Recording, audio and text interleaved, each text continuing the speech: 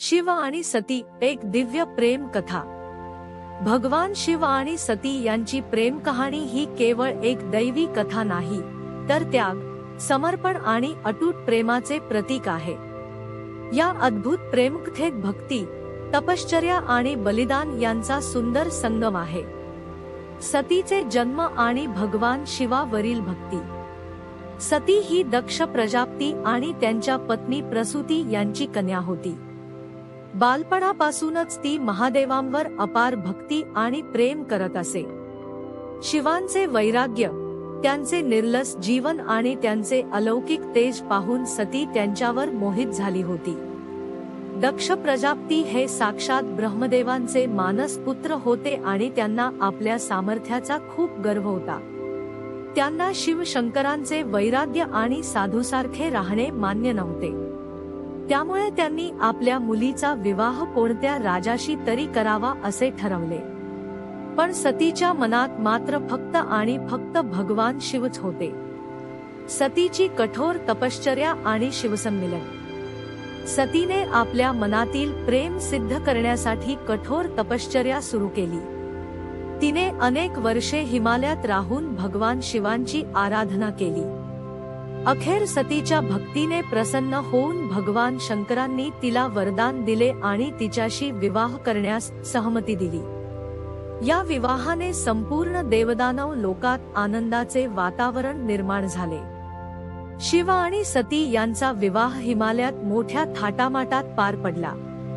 भगवान विष्णू आणि ब्रह्मदेवांनी स्वतः या विवाहाला उपस्थित राहून त्याचे महत्त्व अधोरेखित केले। दक्ष प्रजापतींचा अपमान आणि सतीचा त्याग। सती आणि शिव यांचे वैवाहिक जीवन सुखात सुरू होते। पण एके दिवशी दक्ष प्रजापतींनी मोठा यज्ञ आयोजित केला आणि सर्व देवदेवतांना आमंत्रित केले, मात्र त्यांनी जाणीवपूर्वक भगवान शिवांना बोलावले नाही। सतीला जेव्हा याबद्दल समजले, तेव्हा तिने पित्याच्या यज्ञाला जाण्याचा निश्चय केला। भगवान शिवांनी तिला समजावण्याचा प्रयत्न केला, पण सतीने आग्रह धरला आणि ती यज्ञस्थळी पोहोचली। यज्ञस्थळी पोहोचल्यावर सतीला तिच्या पतीबद्दल अपमानास्पद शब्द ऐकायला मिळाले। दक्ष प्रजापतींनी शिवांचा घोर अपमान केला आणि त्यांच्या विरक्त जीवनशैलीची टर उडवली। हे पाहून सती संतप्त झाली। तिने आपल्या पित्याला समजावण्याचा प्रयत्न केला, पण तो ऐकण्यास तयार नव्हता। अखेर आपल्या पतीच्या अपमानाने व्यथित होऊन तिने यज्ञकुंडात उडी घेतली आणि आपल्या शरीराचा त्याग केला। शिवाचा रुद्र तांडव आणि दक्ष यज्ञाचा विनाश। भगवान शिवांना जेव्हा सतीच्या बलिदानाची बातमी समजली, तेव्हा त्यांचा संताप अनावर झाला।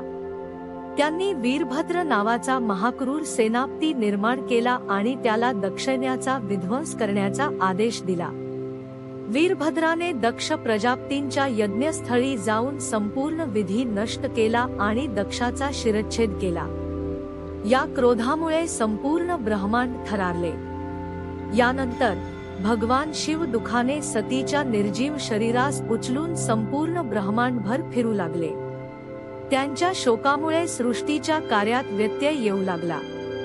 भगवान विष्णूंनी आपल्या सुदर्शन चक्राच्या सहाय्याने सतीच्या शरीराचे 51 तुकडे केले, जे पृथ्वीवरील विविध ठिकाणी पडले। जिथे जिथे हे तुकडे पडले, तेथे शक्तिपीठे निर्माण झाली।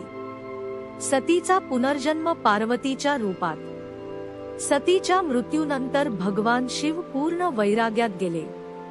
त्यांनी तपश्चर्येत स्वतःला गुंतवून घेतले। दरम्यान हिमालय राजाला पार्वती नावाची कन्या झाली। ही पार्वती म्हणजे सतीचाच पुनर्जन्म होता। तिनेही भगवान शिवांना पुन्हा प्राप्त करण्यासाठी कठोर तपश्चर्या केली।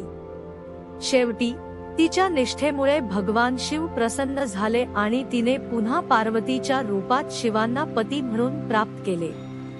या विवाहाने शिवपार्वती यांचे प्रेम पुन्हा पूर्णत्वास गेले। शिवसतीच्या प्रेमाचा संदेश।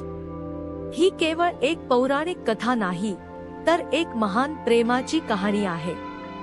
सतीने आपल्या प्रेमासाठी सर्वस्वाचा त्याग केला, तर शिवांनी तिच्या वियोगात संपूर्ण सृष्टी हादरवली.